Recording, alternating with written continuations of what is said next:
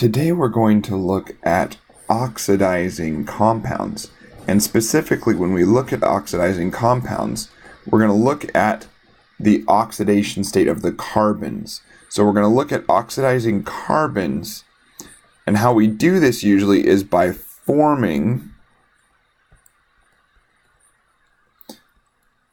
a carbonyl or a C double bonded O. We're going to bond a carbon to an oxygen. And at the same time, if we're forming that bond, we have to break a bond to the carbon. And we're going to break a carbon-hydrogen bond to oxidize these compounds. So before we start looking at this too much, we need to look at what we're going to be oxidizing. And our main focus in this video is going to be alcohols. So how we oxidize alcohols. Now, before we start, we need to look at what kind of alcohols we have, because we can have a primary alcohol, or a secondary alcohol, or a tertiary alcohol. These are all different types of alcohols that we can have. And if we look at a primary alcohol, it's going to have a structure something like this, and it's going to have two hydrogens, because it's only going to have, primary means it's only going to have one R group here, or one carbon-carbon bond. Now, if we look at a secondary, we would have two R groups attached. So we're only going to have one hydrogen, and then our alcohol would branch off from there. And then a tertiary is going to have three R groups. So it's actually not going to have a single hydrogen attached to the carbon that is bonded to the alcohol.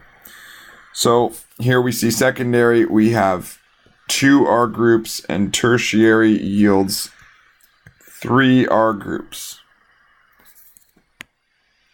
All right, so if we oxidize a primary alcohol one time, that means we are going to form a new carbon-oxygen bond, as you see right here, and then we are going to remove one hydrogen. So this would be if we had oxidized it one time. Now, we can actually oxidize this one a primary alcohol a second time. And in this case, we're now going to have an alcohol that has formed a carboxylic acid.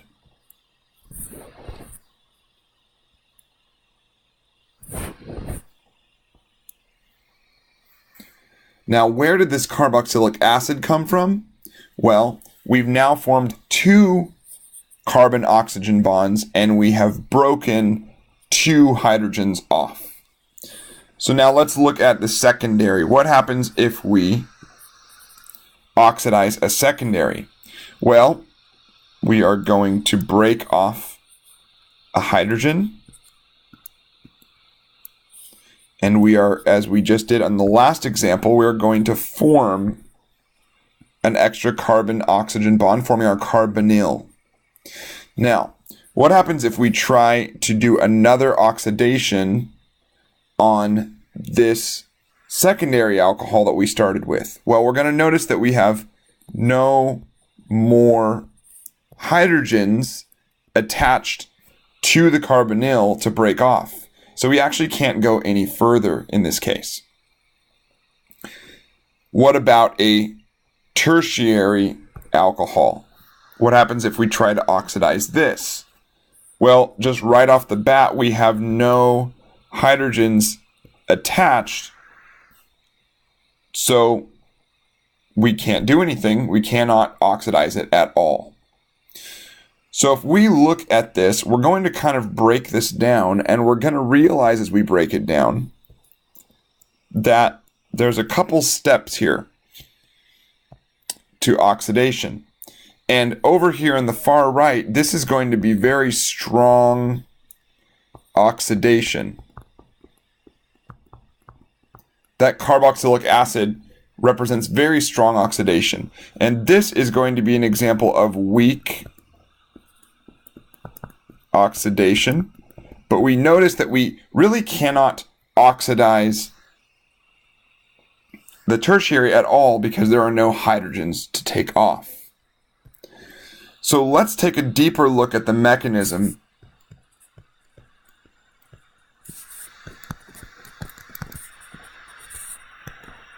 because this is going to really help us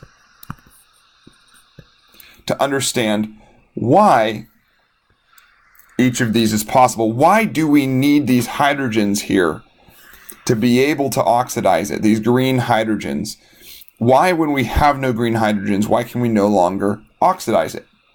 Well, there's a couple things going on here. First thing that's going on here is the mechanism, which, as usual, plays a very important factor. So if we look at the mechanism here, we're going to notice that it's a very familiar mechanism to something that we've seen before in our chemistry. We're going to notice that a base of some sort is going to take a hydrogen. These electrons will be able to come down here, forming that new carbonyl. And that means that whatever this is has to leave. So we notice that this really looks exactly like an E2 mechanism.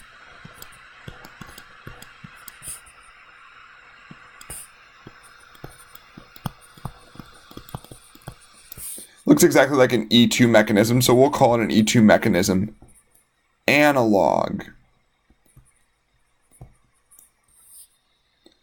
However, we noticed that usually when we did an E2 mechanism, we had a very, very good leaving group. The problem is here, what does our leaving group need to be? It needs to be this hydrogen. And we know that hydrogen is a bad leaving group. Hydrogen is a terrible leaving group. So there's a couple things we're going to need to do to make this mechanism work. We're going to need to replace that hydrogen, the black one, on the alcohol or on the oxygen with a leaving group. It needs to become a leaving group. The other thing we're going to need to do is notice that this H, this green H, cannot leave on its own. It must be taken by base.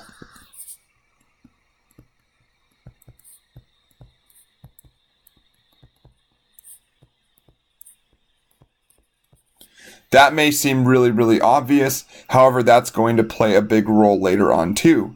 But that's what makes it the E2 mechanism. Because of that, we are limited when oxidizing here. We're limited by the number of these green H's here. Which, what are the green H's? The green H's are the H's that are bonded to the carbon that is directly attached to the alcohol. Which explains the table above.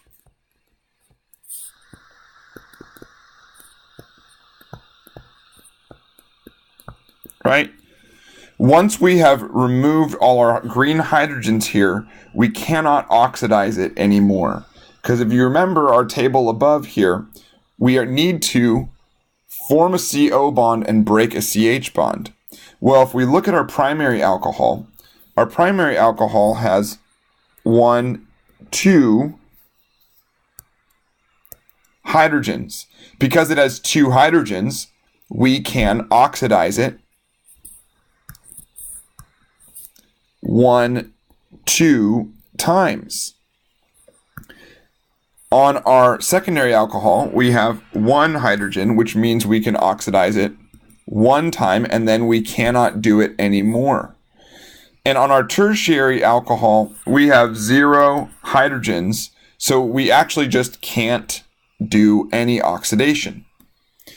So that makes a lot of sense once we start looking at the mechanism and how the hydrogens are taken. One more point we need to look at here. The extra oxygen. Where does the extra oxygen come from? If we look up here at this carboxylic acid, this oxygen right here that I've just circled in this carboxylic acid, where did that oxygen come from? Well, if we look into the mechanism a little bit more, and this will come up later, the extra oxygen to form carboxylic acid comes from H2O, or water,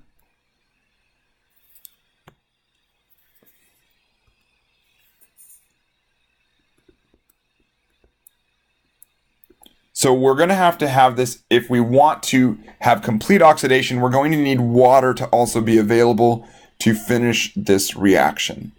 All right, so let's look at some examples so we can actually understand what this mechanism is going to look like in a real example. Because we said we need to replace the hydrogen with a leaving group or make it a leaving group. However, that can be easier said than done. So let's look at example number 1. And each of these examples, I'm going to pick a different reagent. So one of the important reagents that we look at a lot, one of the most common ones, is our bleach, sodium hypochlorite. And this reaction usually takes place with acetic acid. And usually this is going to be in a fairly cold environment. So what is the mechanism here that actually explains how this is working? Well, the mechanism on this one, we are going to have sodium hypochlorite, which is going to form these hypochlorite ions. These hypochlorite ions are fascinating, if you look at them, because they have a negative charge on this oxygen, which if we look at it, we immediately realize is going to be a phenomenal base. So if that's a base, and we put in our acid here, our CH3COOH, we're going to have a simple attack right here, and we're going to pick up that proton. So let's draw that.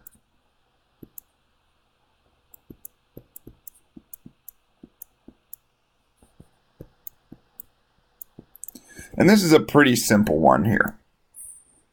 We just picked up 1 proton, right? Now, we're going to want to leave a little room here.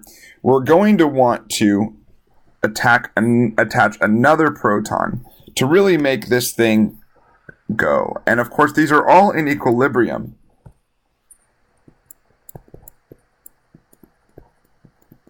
And to fully activate it, we're going to have to attach 1 more proton. This oxygen is going to grab that proton. And the situation now is we have 2 protons attached,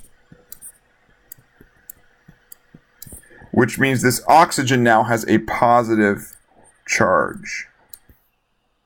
And there we have our chlorine. All right, so now that we have this positively charged oxygen, it's of course going to be withdrawing those electrons from the chlorine. However, that chlorine is really electronegative and wants some electrons. So this is our reagent that is really useful and active, so we can use it as an intermediate. So if we have an alcohol around, and let's choose a secondary alcohol in this case. Could have chosen a primary, but we're going to use a secondary alcohol. Secondary alcohol has an R and a second R here, and it's going to have an oxygen here, and then it's going to have that green, as we drew it, green hydrogen that we want to get rid of. Now, the first step we have to do, though, is get a good leaving group to replace this black hydrogen. So how we're going to do that is we're going to use these electrons on that oxygen of the alcohol to attack the chlorine, which works really well because now we can see as the oxygen draws those electrons on the bond of chlorine, it's actually going to form a water and leave quite easily. So that's going to produce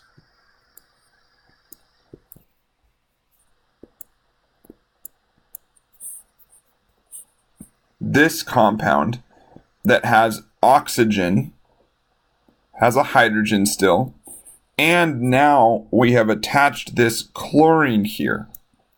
Attaching that chlorine has given this oxygen, the black one here, a positive charge.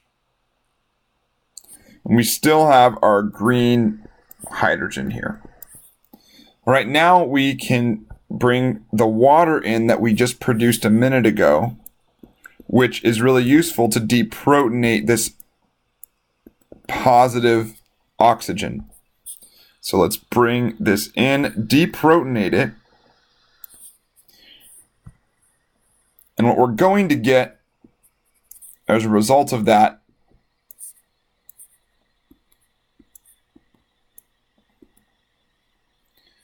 is a really good leaving group. As we can see here, we now have our chlorine attached to oxygen, and we can tell this is a pretty good leaving group.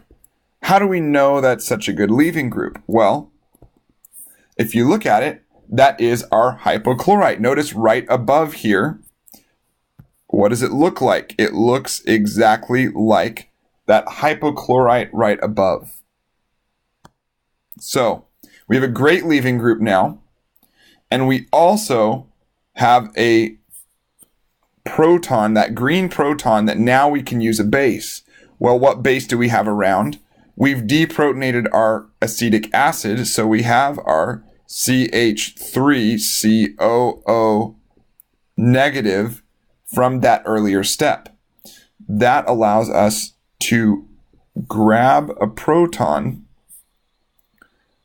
We can now bring its electrons over here in the E2 mechanism, and at the same time have the chlorine leave, because it's a much better leaving group than the hydrogen that was originally there. So from that step, we're able to see how we can get our with our E2 mechanism here, we can get our ketone. So our result here is going to be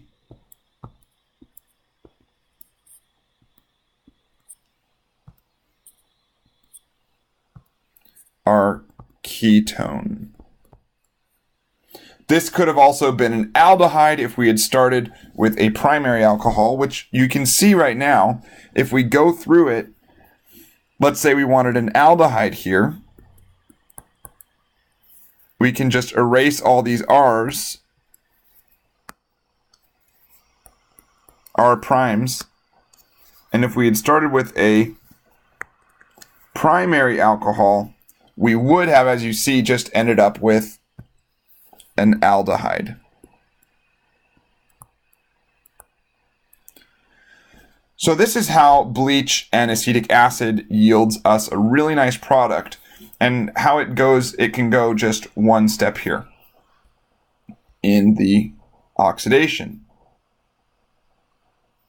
So we have now just gone one step with a fairly weak oxidizing agent. So let's look at another example and kind of see if we can understand how this works. Example 2.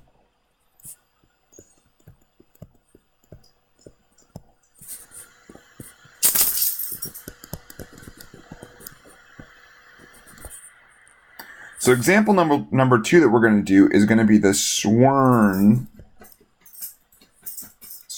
reaction. Now the Swern is an interesting mechanism because for the Swern we're going to have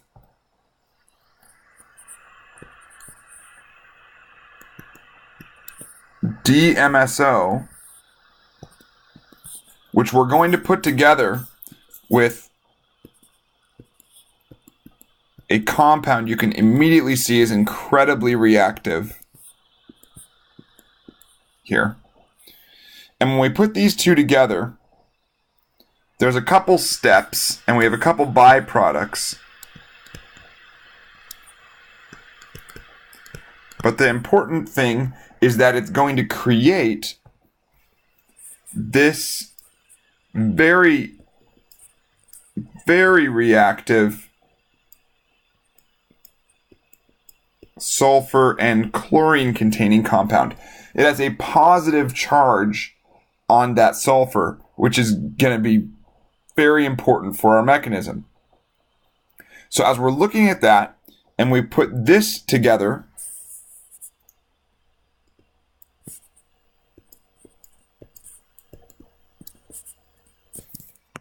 with another, let's do a secondary alcohol here. Let's see if we can start to sense a pattern.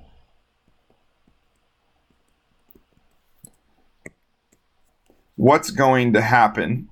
Well, we need that green hydrogen to be taken away by a base, and we need to replace this black hydrogen on the alcohol with something that is a leaving group. So what we're going to do here is we're going to take these electrons on the oxygen and attack the positive sulfur. That's going to be a really obvious attack, which is going to actually push up these electrons here and cause that. This is one step. Second step is we're going to actually have the chlorine leave. And in a third step that I'm all going to show in one here, you'd have a Cl negative. You'd have produced a chloride ion. And that chloride ion can actually grab the hydrogen right here and is going to form HCl, hydrogen chloride, or hydrochloric acid, of course. So as all that happens, we're going to lose HCl, hydrochloric acid, and we're going to produce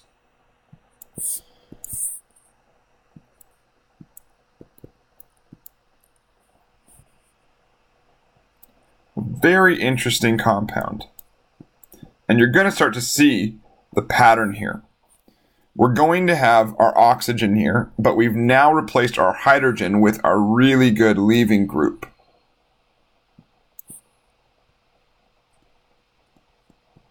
Of course, those are both methyls, right? So they have hydrogens, and I've shown one of the hydrogens here. This is positive still. And we're also going to have our green hydrogen still attached. So at this point, usually in the Swern mechanism, triethylamine comes in. So triethylamine is a pretty good base, and it's going to come in and grab this hydrogen on the methyl. That hydrogen's electrons are actually going to come down here onto this carbon and form a carbene. This is a very interesting mechanism. And we're going to get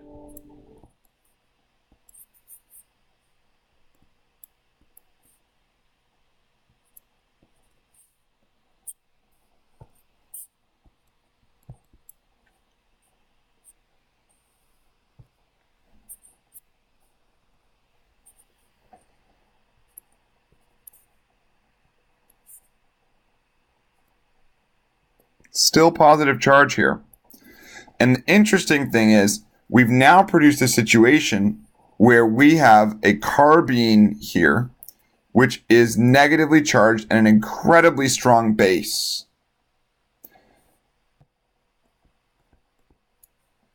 So just like up here, where we had a base that can attack to form our E2 mechanism, we have a base that attacks and deprotonates. We have a leaving group, and we can, with both of those together, get our E2. Here we have a base. So our base can go and attack the proton. We can move these electrons from the hydrogen to form our carbonyl. And we actually have a phenomenal leaving group at the same time that's going to just form a very simple dimethyl sulfide.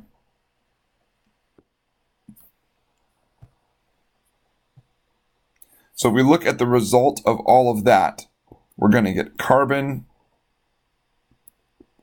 here, bonded to oxygen. And of course, we formed this new carbon-oxygen bond. And then we're going to have a byproduct of sulfur with its two methyls. And of course, interestingly enough, one of those methyls is really now holding that hydrogen that we grabbed earlier.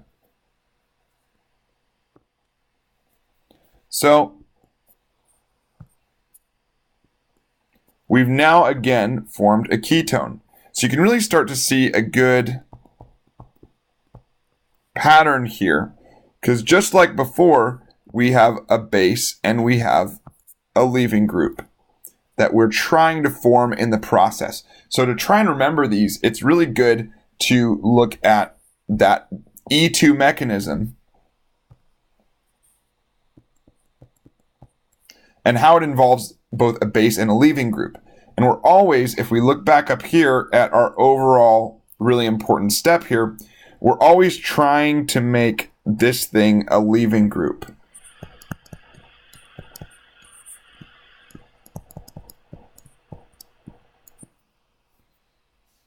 All right, so we need to answer this bottom question here. In the complete carboxylic acid oxidation, where does that extra O come from? So let's try and look at that down here.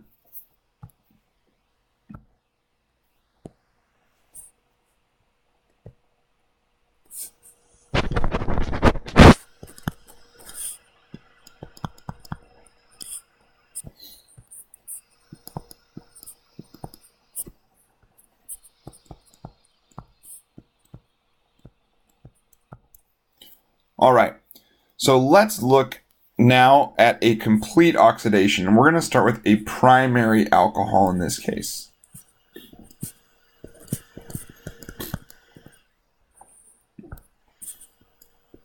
We're going to need this primary alcohol with both of these hydrogens, because we need to take both of those hydrogens off to form our complete oxidation. So first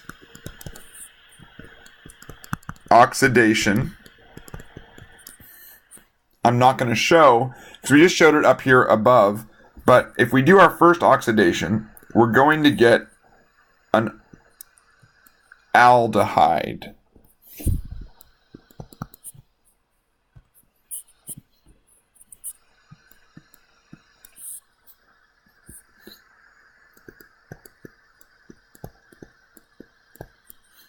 Take a primary alcohol. After the first oxidation, we're going to get an aldehyde.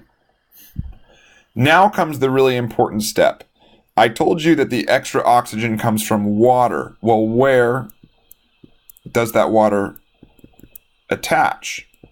Well, if we look at our aldehyde, we're already used to where a nucleophile would attack. A nucleophile attacks an aldehyde right on the carbonyl, pops those electrons up, and now we have an R carbon, and we have this new negative charge right here on that oxygen, and we've also attached our water here.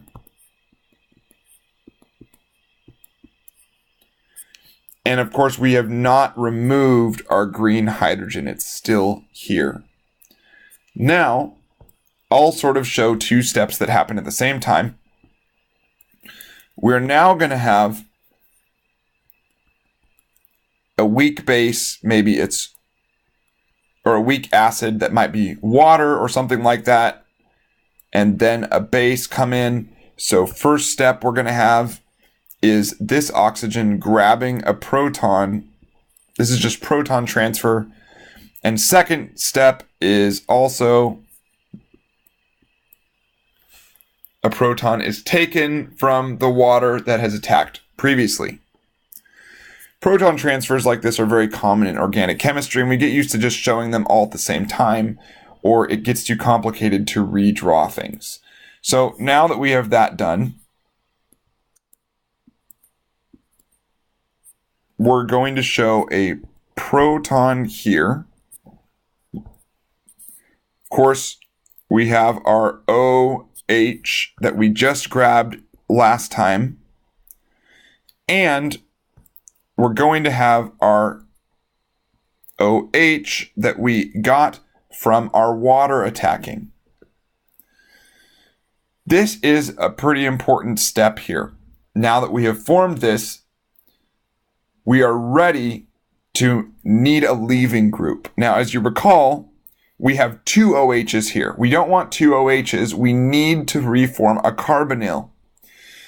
And this H on the bottom right here is ripe for it, or either one of them for that matter. But we need to make that hydrogen a leaving group. Well, if you remember what we needed to do this reaction, is actually if you use your sodium hypochlorite or your bleach, if you use extra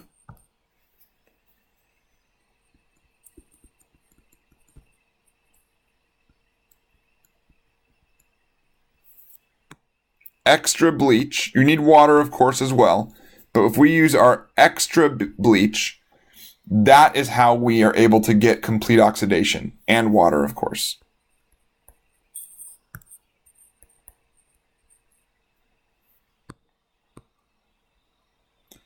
So if we go back down here, we're going to bring in our next bleach, which our next bleach is activated just as we showed earlier.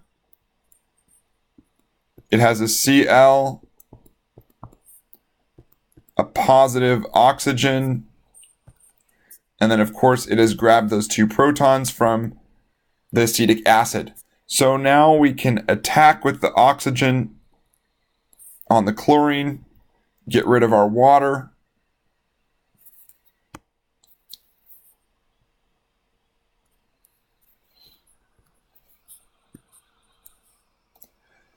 and as a result, we form exactly what we've been trying to form this entire time. We form a very good leaving group. We have our hydrogen here that's still ready to be taken. We have our oxygen from the alcohol that we had a minute ago. But now we've attached a chlorine to it. And of course, don't forget, we still have our OH here that we have from our original oxidation of the first oxidation. So now, in this case, we can grab the water that we just had in our last reaction,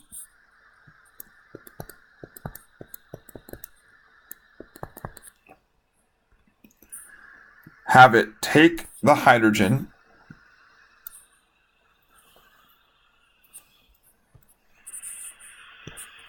another proton transfer reaction. We get really used to these. And we have our reaction all primed for the important step. And you'll recognize it because it's the same as every time we do this step.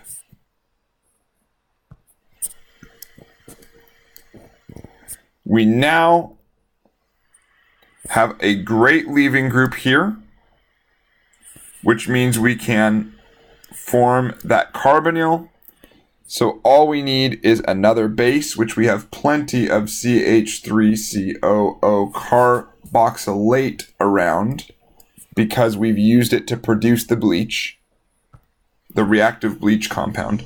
And that can grab the proton. Yet again, we have an E2 reaction.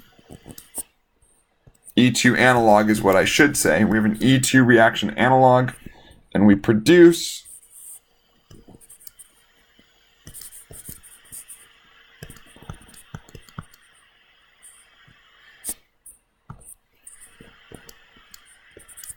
our carboxylic acid. Now, don't forget when we're doing this, if it had been a ketone, what if it was a ketone? Up here, what if this had been a ketone? Well, ketone comes from a secondary alcohol. We'd have no H to take right here. If this had not been an aldehyde, if it had been a ketone, we'd have no H to take right here. So we would not be able to do the reaction. It would stop. That is why secondary alcohols only form ketones. They don't ever form carboxylic acids. We need a primary alcohol to form our carboxylic acid with complete oxidation. As a last little look at things, many oxidizing agents have chromium. So how do chromium-containing oxidizing agents work? Well, we'll just look at it really quickly. Their goal is to form, again, something that has a good leaving group. And so we have our green hydrogens here that we want to take, and chromium compounds form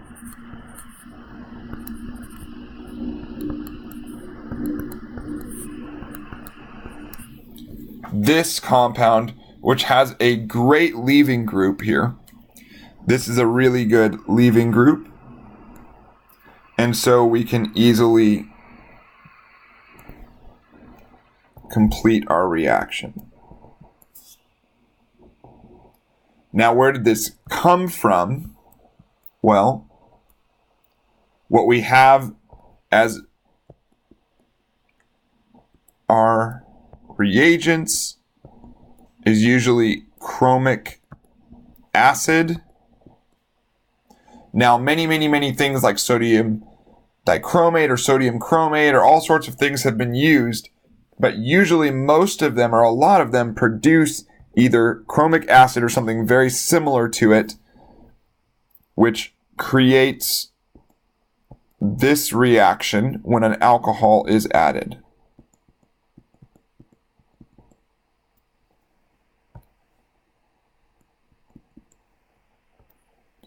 Usually our oxygen on the alcohol can attack the chromium as a first step.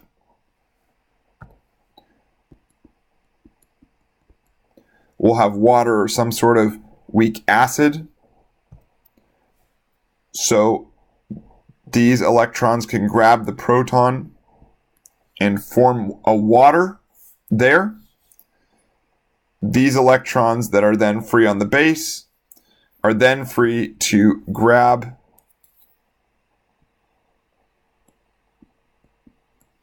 that hydrogen, completely forming this reaction.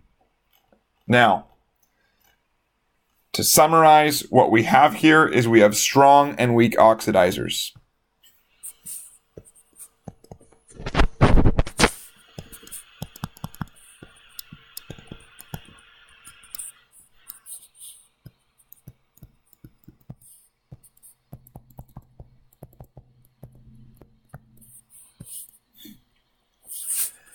Our strong oxidizer, which goes all the way, is excess bleach, usually with tempo, which is a catalyst. We also have chromic acid. That's what I'll call it. Many things can be used, like sodium chromate with sulfuric acid, or many things to make the chromic acid. Or KMNO4, which this one can even oxidize alkanes. Weak oxidizers. We have NaOCl, sodium hypochlorite, or our bleach with tempo. Why is this one in both lists? Well, because it depends how much you have and if it's an aqueous workup. Excess here, and also temperature affects these things. We also have DMP, PCC, or our Swern, as we looked at a minute ago, which Swern has DMSO and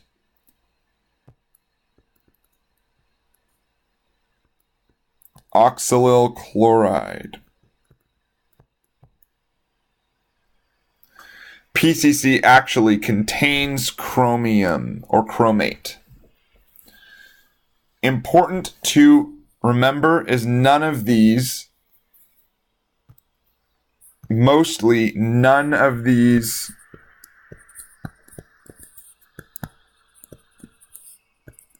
oxidize